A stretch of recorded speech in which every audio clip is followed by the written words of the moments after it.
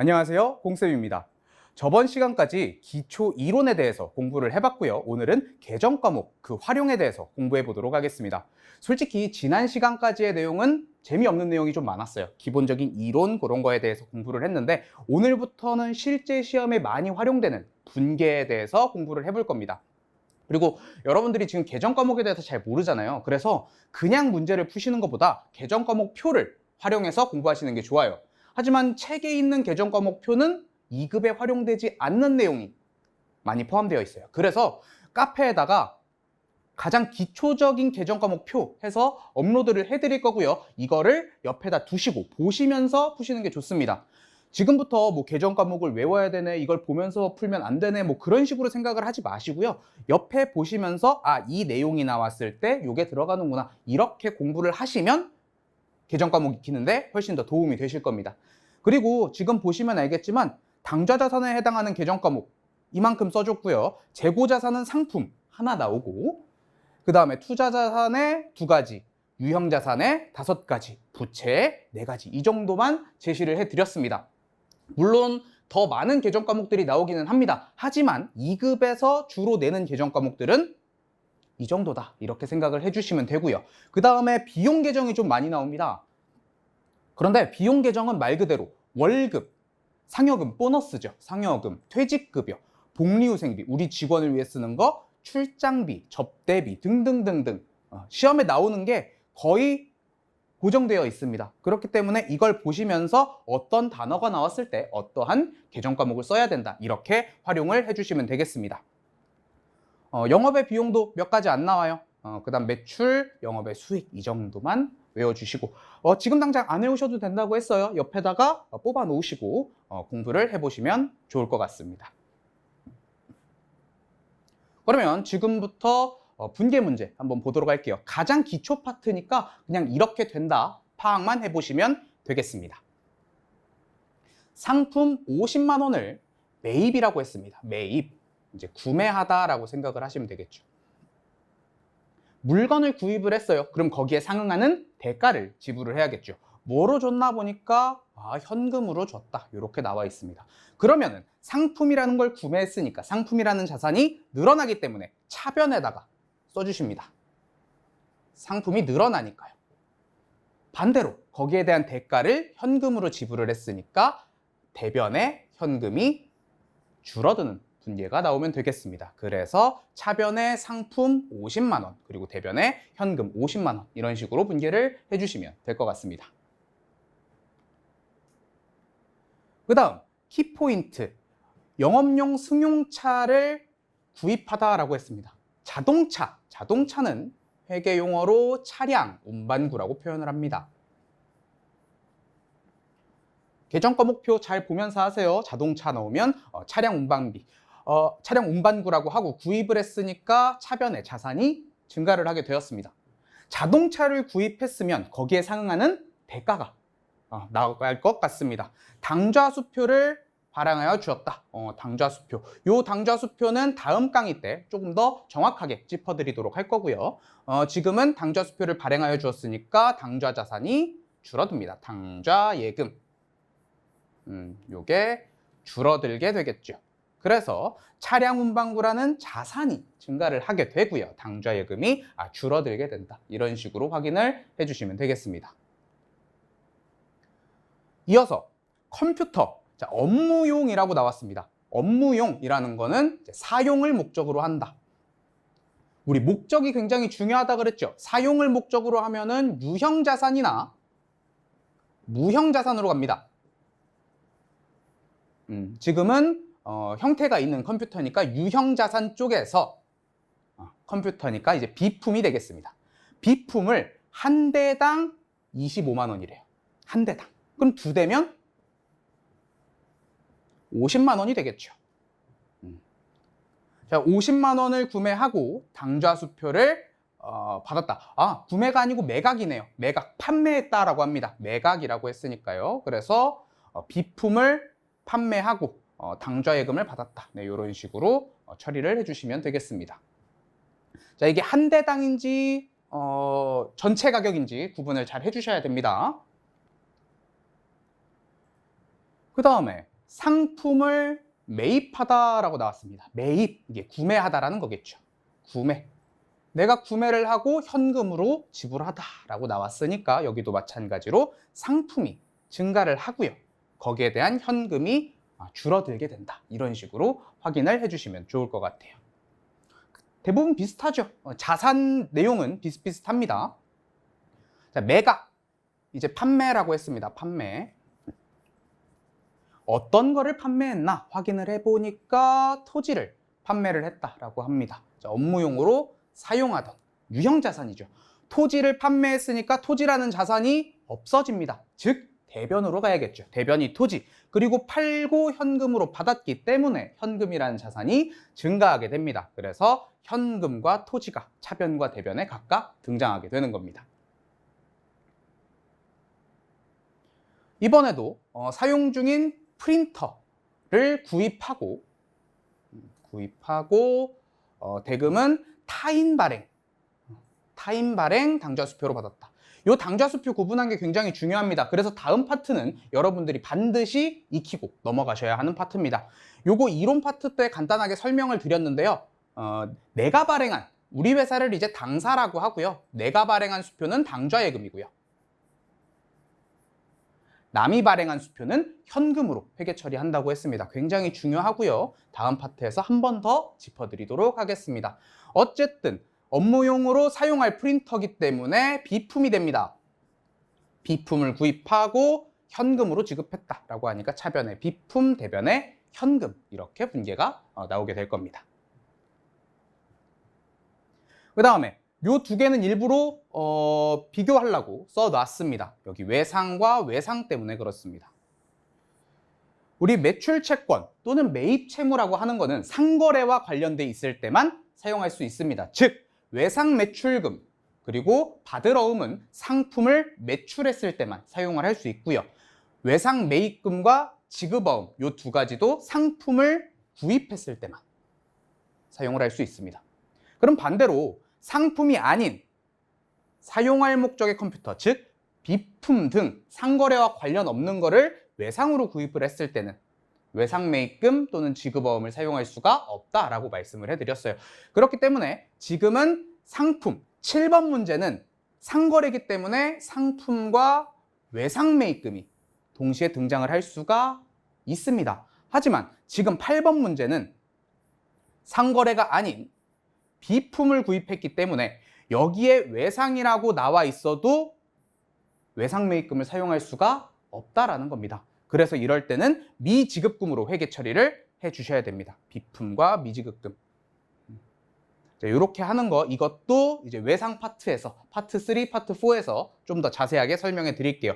여러분들이 집중해서 보셔야 하는 파트가 파트 2, 3, 4 파트입니다.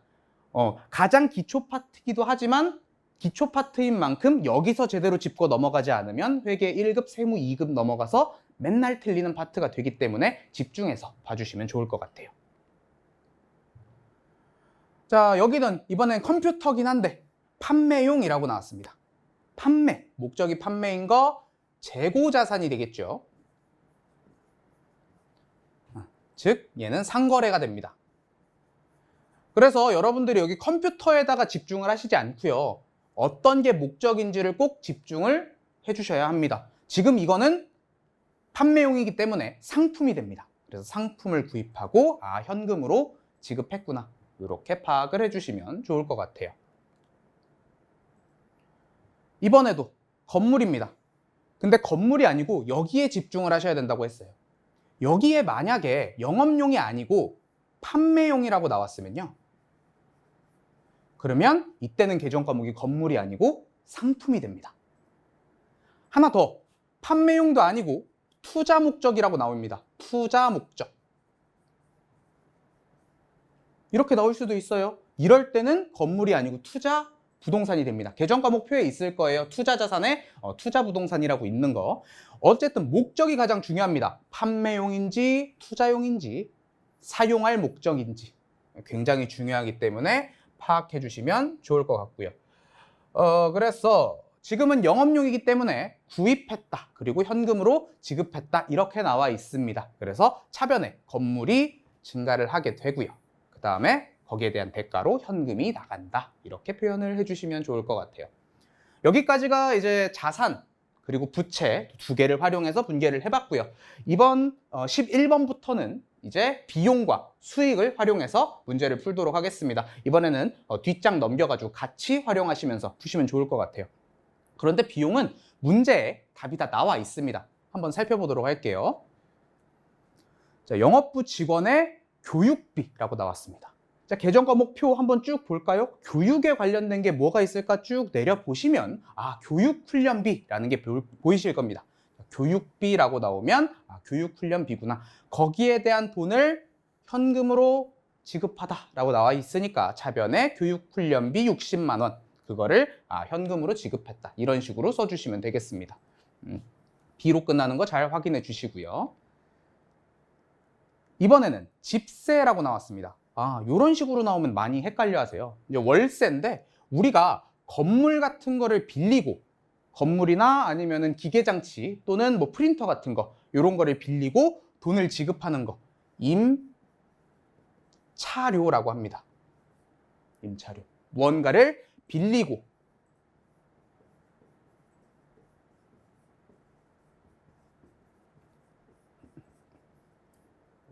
반대로 내가 무언가를 빌려줄 수도 있겠죠. 내가 건물을 빌려준다 아니면 프린터기를 빌려준다. 충분히 가능합니다. 빌려주고 돈을 받는 경우 그럴 때는 임대료라고 씁니다. 그거는 이제 수익 파트에 보시면은 있을 겁니다. 밑으로 쭉 가시면 영업의 수익 파트에 임대료 있을 겁니다. 확인 한번 해보시고요. 어쨌든 지금은 월세, 집세를 현금으로 지급했다라고 하니까 차변에 임차료가 등장을 하게 되고요. 거기에 대한 걸 현금으로 지급을 했으니까 현금 이런 식으로 써주시면 되겠습니다. 자, 여기도 직접적으로 나오죠. 급여를 지급했다. 그리고 상여금을 지급했다. 직원 입장에서는 똑같이 돈 들어오는 거지만 회사 입장에서는 구분을 해줘야 돼요. 정기적으로 지급을 해주는 거냐 아니면 보너스 성격으로 지급을 해주는 거냐 두 개를 구분을 해줘야 된다. 그래서 지금 거의 맨 위 파트에 있을 겁니다. 계정 과목표 보시면 급여를 지급했다. 그리고 상여금을 지급했다. 두 개 계정 과목 따로 나와 있죠. 요거 두 개 이렇게 써주시고요. 이거에 해당하는 만큼 200만 원과 100만 원을 전액 현금으로 지급했으니까 현금이라는 자산이 줄어들어야겠죠. 그래서 대변에 현금 300만 원이 등장을 하게 되는 겁니다. 하나씩만 나와야 된다는 법은 없습니다. 차변의 금액의 합계와 대변의 금액의 합계만 같으면 됩니다. 차변의 계정 과목이 10개가 오고 대변에 하나가 올 수도 있어요. 전체를 합쳐서 한 번에 지급을 할 수도 있으니까요. 자, 요거는 계정 과목 분류를 좀 해야 될 것 같아서 같이 해놨습니다. 당사, 우리 회사라고 했죠. 당사가 우리 회사를 말하는 겁니다. 우리 회사 직원의 결혼 축의금. 우리 회사 직원이 결혼한다라고 했을 때 돈을 지급한다. 이거는 우리 회사 직원의 복지를 위해서 지급하는 겁니다. 요럴 때 쓰는 계정 과목 복리후생비라고 합니다. 복리후생비는 우리 회사 직원을 위해서 사용한다. 현금으로 지급했으니까 현금 줄어들게 되고요. 반대로 이번에는 매출처 직원이래요. 그러니까 거래처입니다. 거래처. 우리 회사랑 관련 없어요. 우리 회사랑 거래하니까 뭐 그런 상관이 없다는 건 아니고요. 우리 회사 직원이 아니기 때문에 이럴 때는 복리후생비를 쓸 수가 없죠. 이럴 때는 접대를 한다라고 해서 접대비 그리고 현금 이렇게 지급을 해주시면 되겠습니다. 우리 회사인지 남의 회사인지 요거 두 개만 구분해 주시면 됩니다. 이어서 16번 문제 보도록 하겠습니다. 지금 문제 보시니까 교통비라고 나와 있어요. 이 교통비를 차량 유지비랑 헷갈려 하시는 분들이 굉장히 많은데 이 교통비 안에는 기차, 뭐 비행기도 들어갈 수 있고요. 택시 등등 여러 가지 교통수단이 많아요. 이런 것들을 전부 합쳐서 교통비라고 하고요. 이런 거는 대부분 이제 출장비에 포함이 되겠죠. 그래서 교통비라고 나오면 여비교통비로 회계 처리를 해주셔야 됩니다. 이거 차량 유지비 아니에요. 이렇게 여비교통비로 처리를 해주시고 그리고 현금 써주시면 되겠습니다. 현금으로 지급했다라고 나오니까요. 그러면 차량 유지비는 어떨 때 써야 되는가? 이렇게 나옵니다. 영업용 차량의 주유대금 기름값 넣었다 그랬죠. 이런 거 이제 유류비라고 표현을 하고요. 밑에 걸로 더 많이 나오니까 이걸로 좀 외워주세요. 이거 이외에도 자동차 수리비 또는 주차 요금 등 여러 가지가 발생하죠. 이런 것들, 자동차에 관련된 비용들을 차량 유지비로 쓰는 겁니다. 특히 여기 수리할 때 이제 수선비 많이 보시잖아요. 그런데 자동차 수리할 때는 차량 유지비로 더 많이 들어갑니다. 자동차는 들어가는 비용이 많기 때문에. 그래서 자동차 이외에 건물, 비품 등 여러 가지 수리할 때는 그때 수선비를 써주시는 거고요. 자동차는 차량 유지비를 사용한다라고 알아주시면 되겠습니다. 그래서 차량 유지비 등장을 하고 현금으로 지급하다 이렇게 써주시면 되겠습니다. 그 다음 인터넷 사용요금, 이것도 생각보다 많이 틀리시던데 인터넷 사용요금이라는 거는 여러분들 이제 통신비 쪽으로 들어갑니다. 이게 지금 전화요금만 통신비라고 생각을 하시는 경우가 많은데 옛날에 인터넷 같은 거 연결하려면 모뎀이라 그래가지고 전화선 같은 걸 이용을 했어야 됐어요. 그래서 핸드폰 요금이나 또 연락할 때 쓰는 옛날에 쓰던 연락 방법 이제 우표가 있죠. 편지 쓰는 거. 네, 요런 것도 다 통신비에 들어갑니다.